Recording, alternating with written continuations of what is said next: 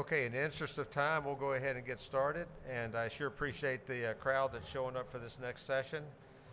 The session is called Close Allies in Emerging Technology, Innovating and Fighting Together. This is a very unusual panel that you're going to experience here in the next hour.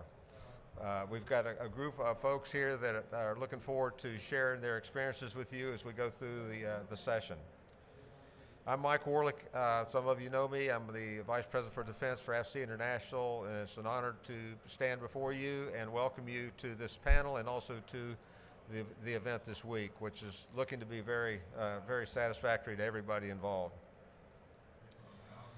We hope while you're here that you're visiting the booths that are out there, that you're listening to the sessions that we're hosting, and that you're just really enjoying the camaraderie of all this as we put COVID potentially in our rearview mirror as we go forward from here. What I'm going to do this morning is try to help out the introductions, and I'll do this fairly quickly as you'll get to meet our participants as we go along. We've got some on the stage and we've got some on the front row here as well. So first of all, I'd like to introduce our panel that's seated. We'll start from my left, going to your right. Colonel Elliot Schroeder, Commanding Officer, U.S. Army 75th Innovation Division, Southern California, and Hawaii and Nevada area. Lois Nicholson, Counselor, Defense Acquisition and Technology. Lieutenant Colonel Bruce Gilks, Canadian Army retired, Senior Business Development Manager, VisWork.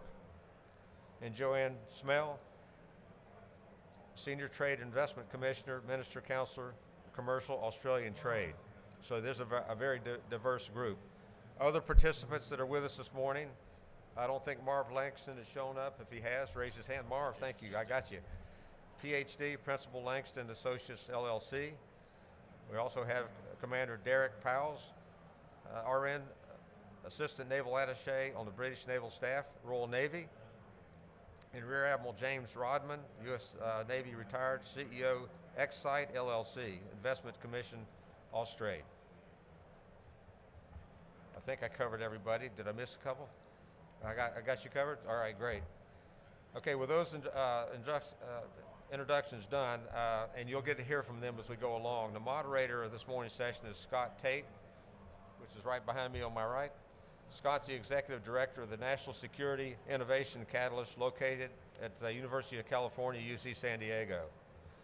A goal of Catalyst is to improve the linkages and information flow between San Diego's national security community, entrepreneurial companies with dual-use technologies, academia, investors, and policy decision makers of our close allies. Scott served in the U.S. Navy for 27 years. His assignments included a position leading strategy, policy, and innovation. He's doing that now. Efforts working with senior leaders in Indo-Pacific region, as well as leaders within the Washington, D.C. area. You can sense, based on his government experience and the panel that we have today, what you're going to experience over the next 50 minutes or so. Scott, welcome aboard.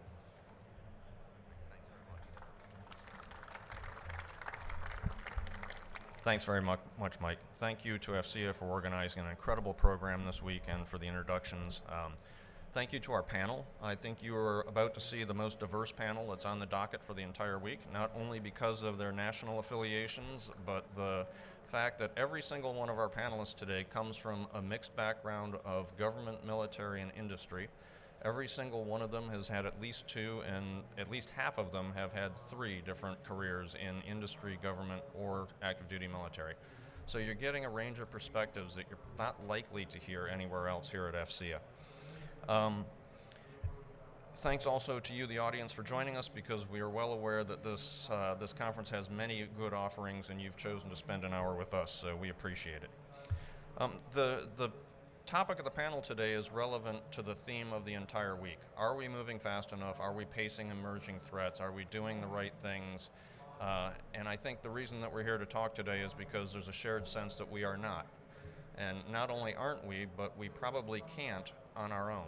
We have to work together. We have to get back into the habits of combined operations with close allies if we want to succeed in these new challenges. You know, we've been playing junior varsity for a couple of decades here, and it's time to get back into the big leagues. And none of us can do that unless we sharpen our steel with partners. So without further ado, we're going to get on with what you all came to see, which is them talking, not me. The full bios are all on the website if you'd like to look any of us up, and contact info is freely available. So first off, I'd like to ask Lois Nicholson, now, in your opinion, what are the most important emerging technologies in maintaining the national security strengths that we need in order to deal with these emerging threats? Well, good morning, everybody, and it's fantastic to be here today. I work in the British Embassy in Washington, D.C., and I'm a member of the UK Ministry of Defence, so perspective from me. I think what I would say to that question is, firstly, the way to tackle global threats and challenges is making use of the opportunities that we've got for international collaboration, and I'm sure we'll be talking about that collectively this morning. The UK has the largest defence budget in Europe, and marry that alongside the US defence budget, the largest in the world. I think you've got in there a sense of we can really do business here. The UK itself has sort of set out its stall. We had an integrated review last year which talked to strategic advantage through science and technology. So technology and innovation go hand in hand. So there is an absolute opportunity there, and I know our Prime Minister Johnson is very keen to make sure that the UK becomes a superpower in science and technology. It always has been. I think we probably have been a little bit, silent in a few years, but if you look at where the UK has been and its alliance with the US on technology, it goes back decades, it goes back a century. Think the Second World War, think radar, think many of those other emerging technologies that our forebears worked on and got in the hands of the user. So I think we've got history there. I think what I would say is, though, for me, it's not just about technology. What it is for me is about what challenges you are facing and how can technology fill those challenges. So the joint staffs have got a process which says threat-informed, concept-driven capability development. So my challenge is, what can we do with technologies to meet those capability challenges? If I had to talk about technologies, of course I talk about AI, of course I talk about autonomy, biotechnology, quantum, all of those sort of things, but there's many others which will be bubbling up and emerging.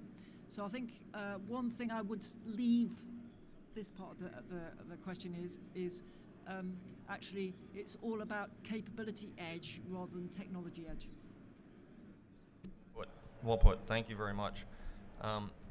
So Joanne, you come at this from a slightly different take, with a background in government and industry and from down under rather than from top over, looking at a very different part of the world. Could we have your views on it? Absolutely, thanks Scott. And before I share my views, thanks Lois, and I'm pleased to see that the fact that we're women on this panel is the least interesting element of diversity for this discussion today.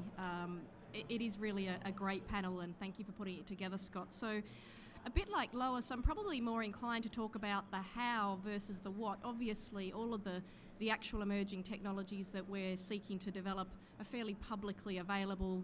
AI, quantum, cyber. For Australia, hypersonics is pretty important. That's not I think the story here, Scott. I think the story is really about how we use the tech, and ultimately what we need is emerging technology that enables human-machine partnership, so that we can understand the operational environment, we can manoeuvre and project force. And there are so many technologies that can enable us to do that across all sorts of domains. When I think about it, it's really data that's our currency in this day and age, and that is prolific. And so the main emerging technologies are really around sensing, information fusion, and dissemination. But what I want to start seeing more of a discussion about is the human-centered design component of emerging technologies. And this is something that's been common in industry for decades now. HCD is embedded in all industry innovation, and it's really driven by needs. And in this context, the needs are really for decision making and for attack capability. So all of the technologies that are being developed really need to have that central force. And the second part they always need to be successful is fit for purpose.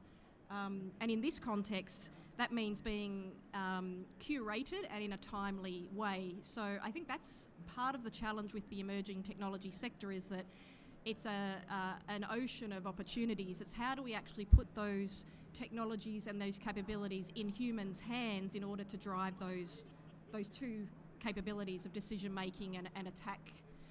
So that's how I would frame that question, Scott. No, thank you very much. Do you want to? You guys hear me? You should be good.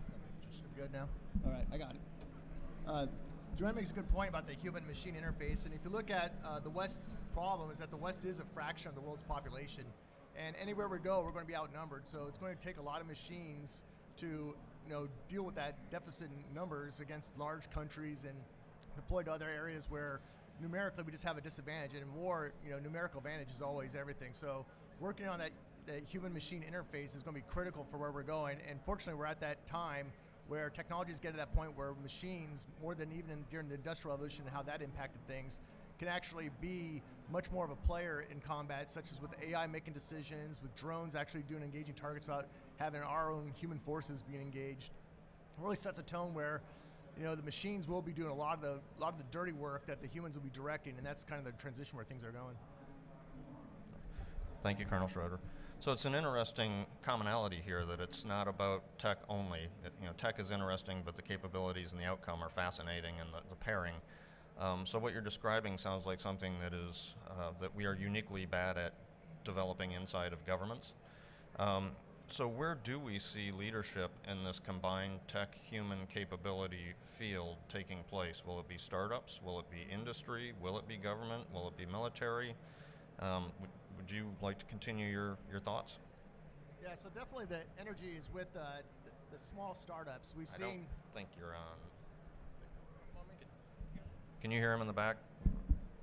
Talk about tech. Is it working? All right. You guys hear me back there? Thanks.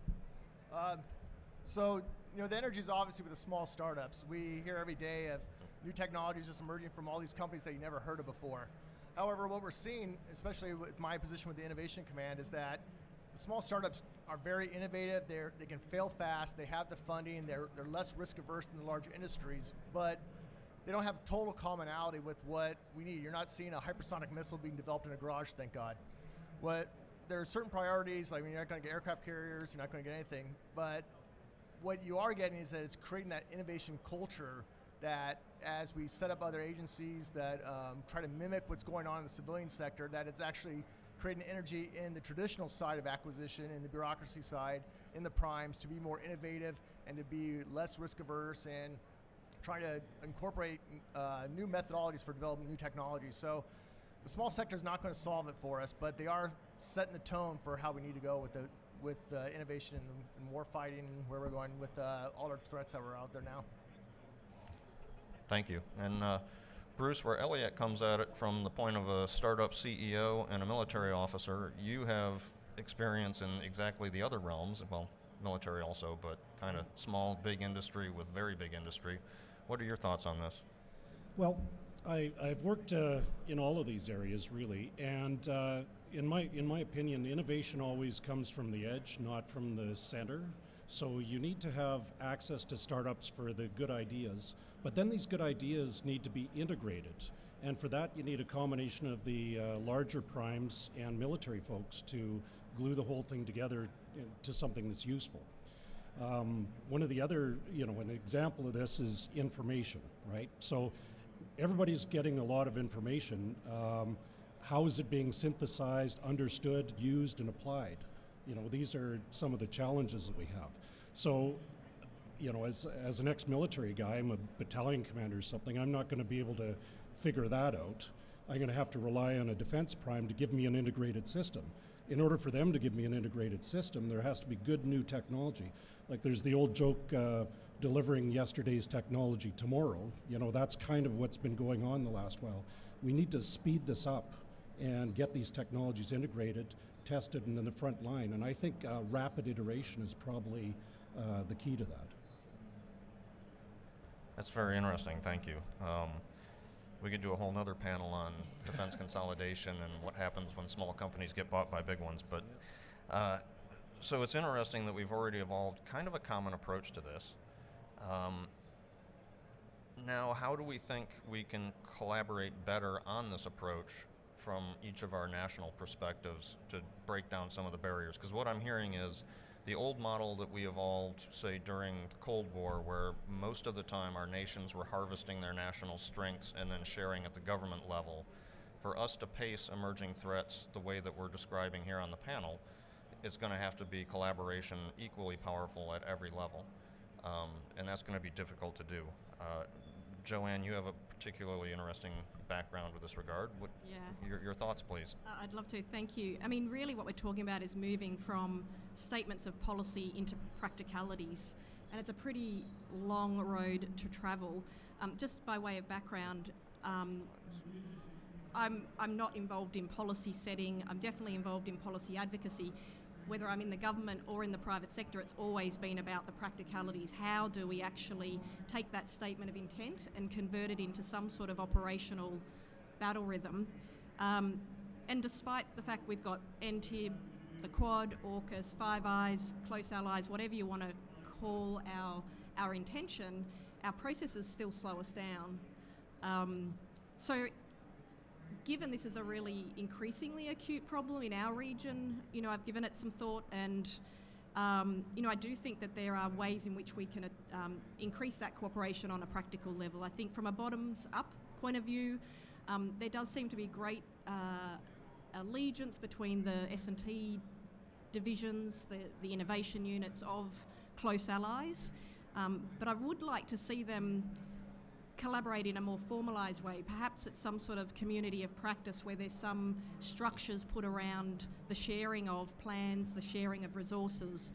Our S&T department has set its strategy for the next 10 years, and the framework that it is following, I think, could be adopted more broadly, and that is threefold. It's really about focus, scale, and impact. And so from a focus point of view, I think this community of practice could be focused, could take a number of common challenges to focus on, the hardest problems that mean the most to everybody, and start convening around similar priorities.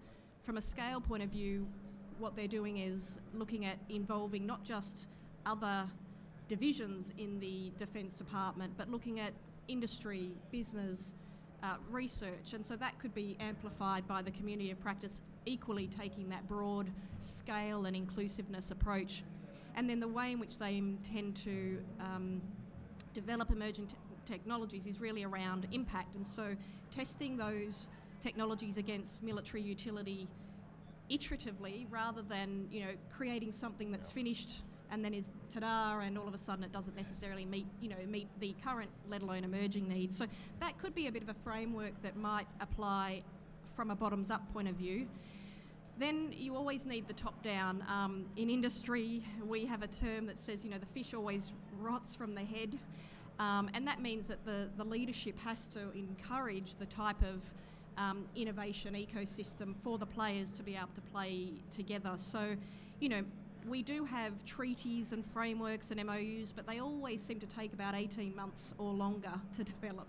Yep. Could there be some form of a template that's agreed by this community of practice that addresses those critical aspects of governance, but is a sort of a form factor that, when there is an opportunity to cooperate, then a lot of that heavy lifting has already been done. And added to that, it's not just about processes and systems. Even in industry, all of this usually comes back to culture and the humans that are working together, and the incentives that are put in place, the information sharing mechanisms. So, this is not just a sort of a hard problem, it's also very much a soft problem too. So you're advocating for the F-35 model? No? Oh, sorry. Captain Quinn, from somebody as an attaché in our Pentagon having to see this every day, do you have additional thoughts on what levels we might best cooperate at? Yeah, I mean, the reality is, most nations can't go alone. Especially the smaller four of the Five Eyes, right? And so we all have financial limits. We all have strengths and weaknesses. So in a previous job, I was the commanding officer of our Maritime Warfare Center in Halifax. And we had niches that we were very, very good at. Other nations had other niches that they were very, very good at. And we had what was called the Maritime Warfare Center Forum, where we met twice a year, and we each had our own little piece of the pie where we focused our effort on. Some was on Harpoon, some was on SM2. It was more tactics as opposed to S&T, but it's the same model that applies. And every year we would get together, we had MOUs between nations that allowed sharing at a very high classification level, which is key to success in this, by the way. That's the biggest barrier we have, is the ability to exchange information. And we made amazing strides. And everyone benefited from the work of everybody else. So that's a kind of model I think we need to do. When it comes to where does the effort and the cooperation have to happen, it has to happen at the working level and at the higher level. I mean, you can't do one without the other.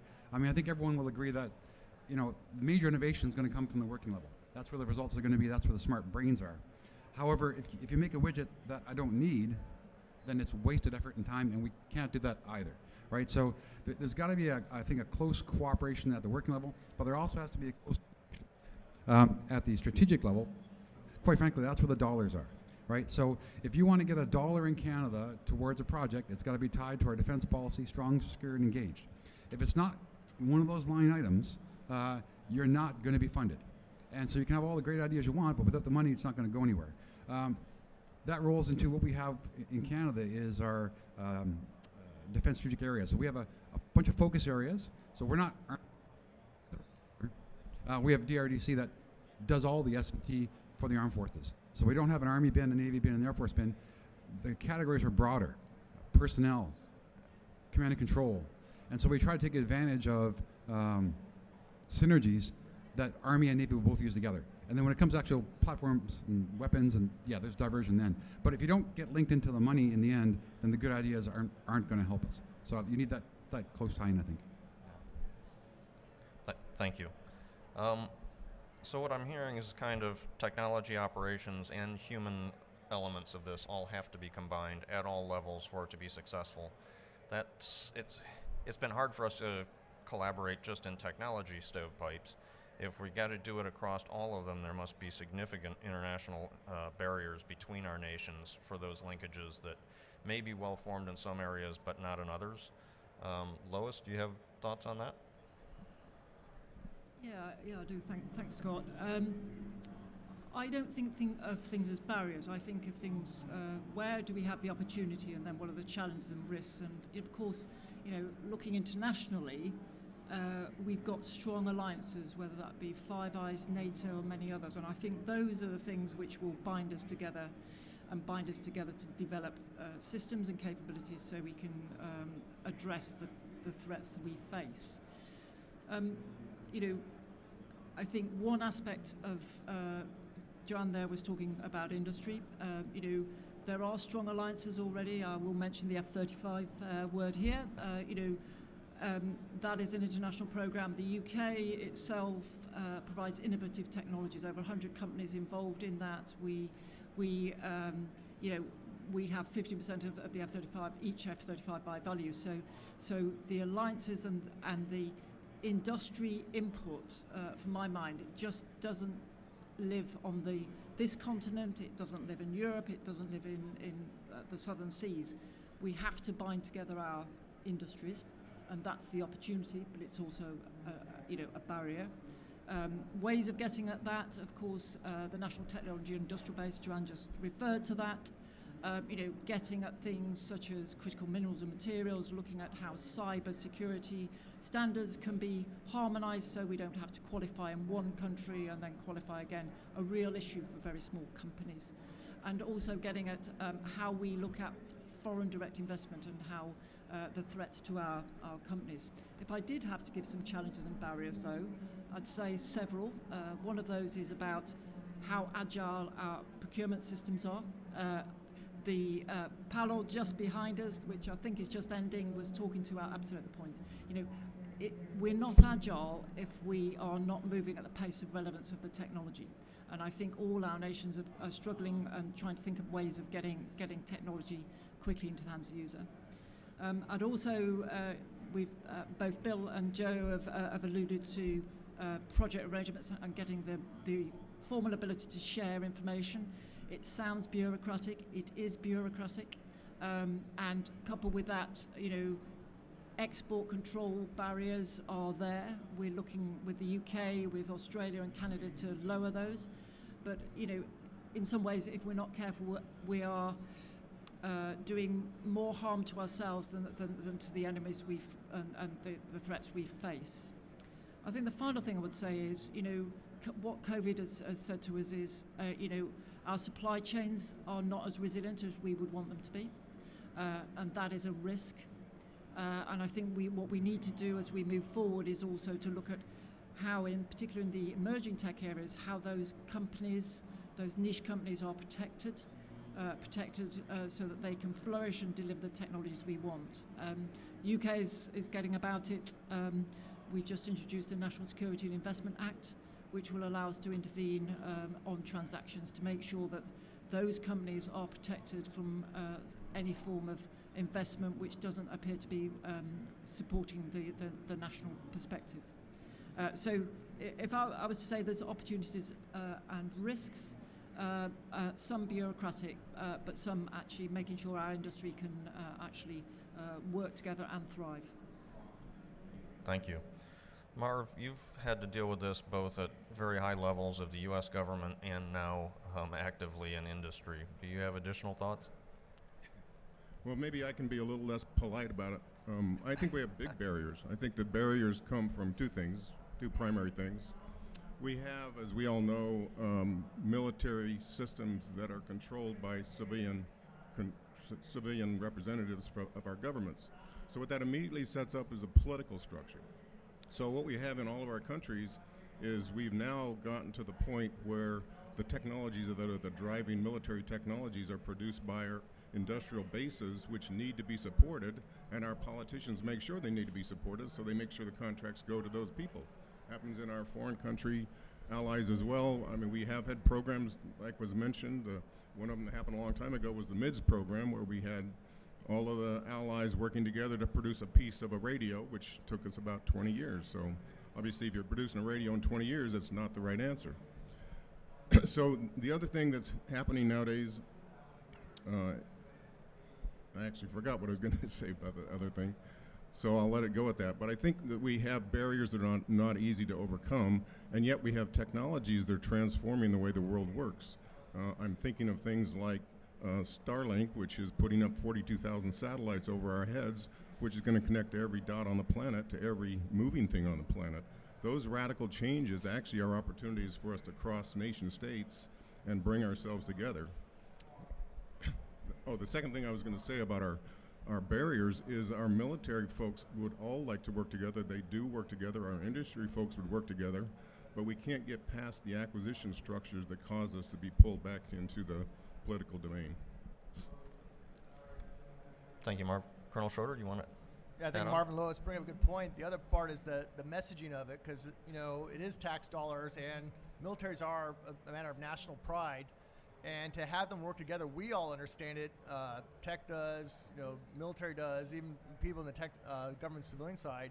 But the populace doesn't understand it, and we don't know who exactly owns the message and say, hey, this is a good thing to do, because as we know, foreign aid's unpopular, spending money other places besides your own home is not popular. So who's going to own the messaging and get that messaging out is going to be a question that we're going to have to deal with in the future. Yeah, excellent point.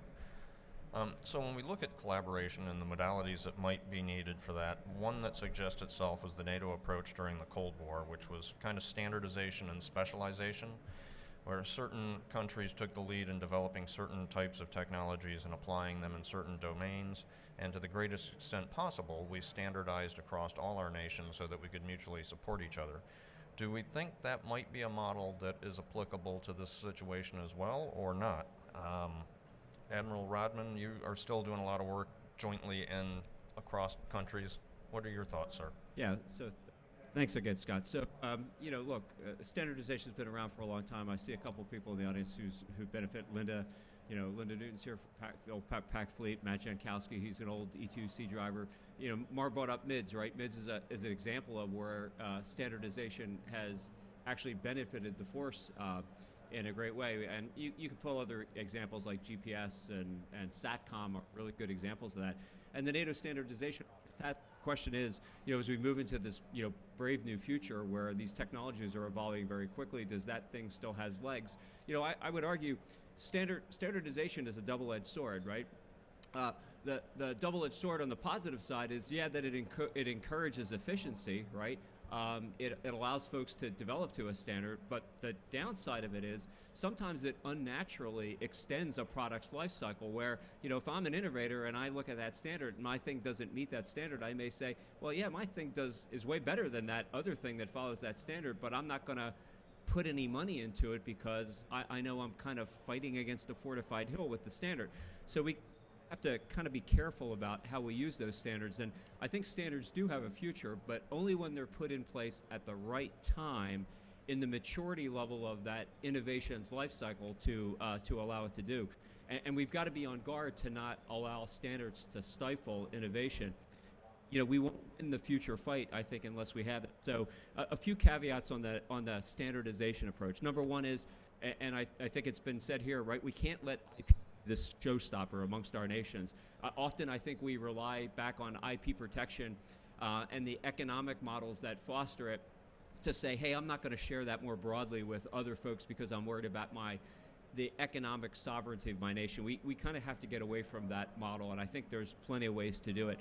Second thing is, a lot of these technologies are being developed in the commercial, with commercial applications, and what we ought to be doing is we ought to be standing behind commercial standards as much as possible. And where a commercial standard doesn't exist, we damn well better be leading the world in developing that standard, because if we don't, somebody who we don't like will, to our disadvantage. You know, the leader-follow model, is that still applicable? Well, we're all sitting here today because we're all COVID vaccinated, and it's interesting to note that none of our nations actually follow the same model with regard to how that vaccine was developed. The United States used two different technologies, mRNA and vector vaccines. The United Kingdom and the European Union used a different model, but boy, we went from no vaccine to a vaccine in less than a year, right? So that just goes to show that had we said, oh, no, we're going to wait, we're going to follow a leader thing, we'll let one country figure it out, and then then everybody else will follow behind, none of us would be sitting here today, right? So that's a great example of, how you can use innovation to your advantage. And, for those of you who don't, who want to read a really good book, Carl Ulrich from the Wharton School at University of Pennsylvania wrote a great book on innovation. He's probably the leading voice in the world on open innovation. And what Ulrich said was that really great ideas, Six Sigma, really exceptional ideas, are really hard to find. And the only way to find them, since ideas are normally distributed, is to increase the total number of ideas that you consider it large, and then have the right filters to figure out which ones are really exceptional. We're cutting our nose to spite our face if we don't collectively get together and figure out how to solve this problem by allowing us to create innovation all across our industrial bases so that we find those exemplary ideas, which at some point will mature and then could potentially become a standard, but we got to do that. Hey, folks, bluff bottom line is we're in the fight of our lives, and our nations represent the voice of freedom around the world. And we got to get, as Dr. Langston said, we got to get our act together so that we can keep it going. Thank you, Admiral. Damien, your background should give you a fairly interesting perspective on this. Would you be willing to share it? Sure, not a problem. Damien Tyrrell from Sentient Vision Systems, Australian AI software company. Generally in a panel, you like to have someone who's going to agree and challenge the status quo. Unfortunately, this is an echo chamber. We all agree that you have to break down those barriers. Was NATO and World War II a great model? It was at the time. Is it applicable now? No. Industry innovates. And government and defence actually create the need and they actually deploy that. So they need to be heavily involved. But to do that, you need to actually still have the processes and the mechanisms to enable that type of environment to flourish. Otherwise, it just withers on the vine. You know, it's a great idea. And technology for technology's sake is actually a waste. And so government is actually needed. You kind of need to hold our hand a bit as we go down that path together, but allow us the freedom, give us some rope to show you different ways to do things. Not all of them will be applicable, but at least be open to the conversation, and ultimately this thing out of all of this is break down those barriers. We've heard it from every single panel member. Break down the barriers, make it faster, not exactly a skunk work, but create the environment that fosters innovation and the deployment of new technologies. I'll give a small example. Who here actually knows that AI has been on the battlefield since about 2010? Australian company, and it's used by the allies very effectively and has been used 24/7 since then. That wasn't a standard that was, it was an opportunity that was seen. There's a tool in the toolbox, and actually just reached into the toolbox and took that one and applied it. And there's no standardization for that, but it's been extremely effective. And I think going forward, we're going to see a little bit more of that standardization, which comes to the point that you were talking about and yourself. The lead follow, we get to a particular point and yep, we actually have enough information, we understand how that's going to be a benefit, but we have to then standardize it. So standardize at a particular point, not right at the start. So thank you very much. Thank you, Damien. Very much appreciated. So, over the last 5 or 10 years, most of our nations have created new organizations that have innovation somewhere in their title, that are supposedly around to help break down these barriers and move technology faster into national security service. In your opinion, which of those have been most successful, or have any of them been successful? Are they currently incentivized to work across the alliance rather than just internally? And if not, is there a way that we might encourage them to do so? Lois, would you be willing to jump on that? Yeah, I would, and I would say, like in every other nation, the UK has its own strategy for innovation and its priorities for innovation, but one of the strap lines for that is innovation is for everybody. Everybody who works in defence, whether they be in defence, headquarters, in our single services and industry, innovation is for everybody. It's not just a niche sport. But we've had some really good successes. Some of you might have heard of our Defence and Security Accelerator, a unit set up 2016. Since then it's had a number of calls. Over 5,000 companies have submitted proposals, 20% have been taken forward, and we've spent in that time about $250 million trying to get technologies matured and into the hands of the warfighter. Working with allied colleagues, the US Navy, Admiral Morley, alongside our second Sea Lord, stood up about 18 months ago the London Tech Bridge, and that is trying to get at innovative technologies from a UK and European base. With the Space Force, the UK's partnered in International Pitch Day, and that's pulled in a number of units from the US, including the Defence Innovation Unit, our own DASA, our individual services innovation units. And from what I can gather on that day, you turn up. It's called Dragon's Den in the UK. I'm not sure what it's called here in the US, but basically you pitch. 15 companies pitched, 10 companies were selected, and they were given a check at the end of the day. So we are really getting at it, and that's a good example of international collaboration. And then, of course, we can use the assets we have for experimentation. So many of you will be aware that the UK's just had its maiden voyage of its flagship Queen Elizabeth aircraft carrier, with US Marine Corps F-35s embarked alongside our own, just come back from the South China Sea, great a great vision of tilt to the Indo-Pacific and allies and working partners working together. We have her sister ship called the Prince of Wales. Little bit of a unique British nuance there, but the sister ship called Prince of Wales, she's coming over later this year. We will be doing experimentation on her. She'll be standing up F-35 trials, but we will be doing experimentation.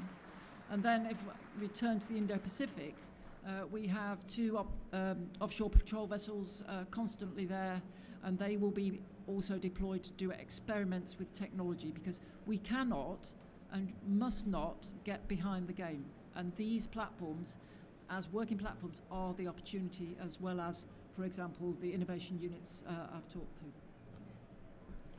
Thank you. It's encouraging to hear there's some success. Elliot, you live inside of one of these and have been chartered to do a lot of these things.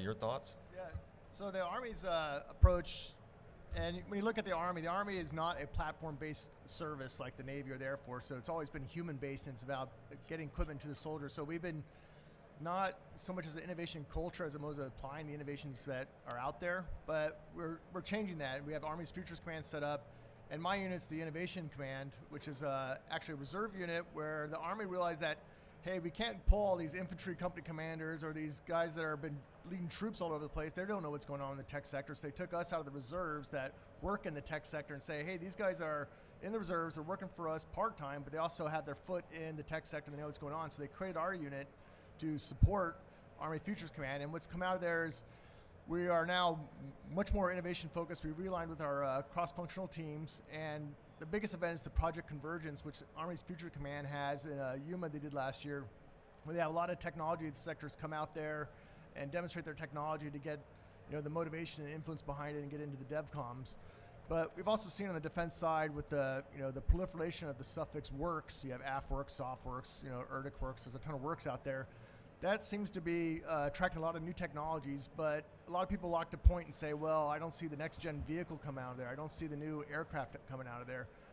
Like I mentioned earlier, this is actually creating that innovation culture that needs to happen in the military. The military used to do its own way, one way.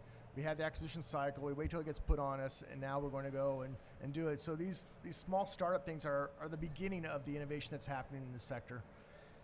As far as working with the allies, I know it's been strong with the platform services with the Air Force and the Navy. They have